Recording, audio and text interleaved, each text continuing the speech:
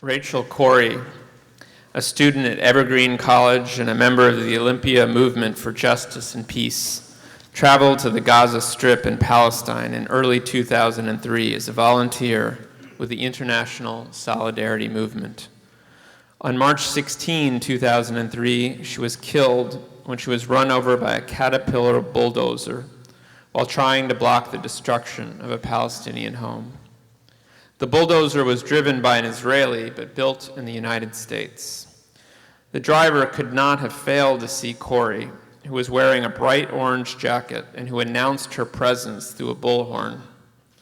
After her death, Corrie's family and friends released copies of her moving letters describing the struggle against the US-backed occupation of Palestinian lands. Here is one of her letters home. Hi, friends and family and others. I have been in Palestine for 2 weeks and 1 hour now, and I still have very few words to describe what I see. It is most difficult for me to think about what's going on here when I sit down to write back to the United States. Something about the virtual portal of luxury into luxury. I don't know if many of the children here have ever existed without tank shell holes in their walls and the towers of an occupying army surveying them constantly from the near horizons. I think, although I'm not entirely sure, that even the smallest of these children understands that life is not like this everywhere. An 8-year-old was shot and killed by an Israeli tank 2 days before I got here. And many of the children murmur his name to me, Ali, or point at the posters of him on the walls. The children also love to get me to practice my limited Arabic by asking me, Kaif Sharon? Kaif Bush?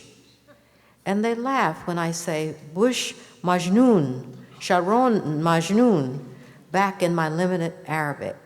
How is Sharon? How is Bush? Bush is crazy. Sharon is crazy. Of course, this isn't quite what I believe, and some of the adults who have the English correct me. Bush mish majnoon. Bush is a businessman. Today I tried to learn to say, Bush is a tool, but I don't think it translated quite right. But anyway, there are 8-year-olds here much more aware of the workings of the global power structure than I was just a few years ago. Nevertheless, no amount of reading, attendance at conferences, documentary viewing, and word of mouth could have prepared me for the reality of the situation here. You just can't imagine it unless you see it. And even then, you're always well aware that your experience of it is not at all the reality. What with the difficulties the Israeli army would face if they shot an unarmed U.S. citizen, and with the fact that I have money to buy water when the army destroys wells, and the fact, of course, that I have the option of leaving. Nobody in my family has been shot driving in their car by a rocket launcher from a tower at the end of a major street in my hometown. I have a home. I'm allowed to go to see the ocean. When I leave for school or work, I can be relatively certain that there will not be a heavily armed soldier waiting halfway between Mud Bay and downtown Olympia at a checkpoint with the power to decide whether I can go about my business and whether I can get home again when I'm done.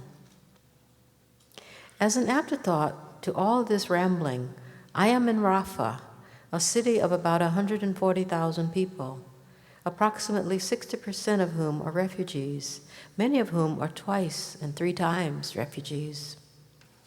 Today, as I walked on top of the rubble where homes once stood, Egyptian soldiers called to me from the other side of the border, "Go, go," because a tank was coming.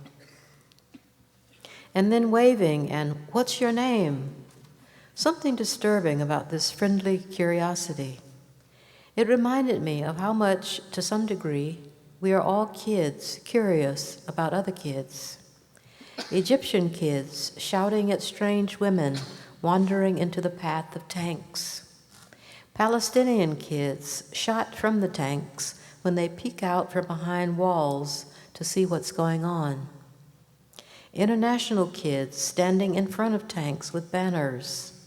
Israeli kids in the tanks, anonymously, occasionally shouting and also occasionally waving, many forced to be here, many just aggressive, shooting into the houses as we wander away. I've been having trouble accessing news about the outside world here, but I hear an escalation of war on Iraq is inevitable. There is a great deal of concern here about the, quote, reoccupation of Gaza. Gaza is reoccupied every day to various extents, but I think the fear is that the tanks will enter all the streets and remain here instead of entering some of the streets and then withdrawing after some hours or days to observe and shoot from the edges of the communities. If people aren't already thinking about the consequences of this war for the people of the entire region, then I hope you will start.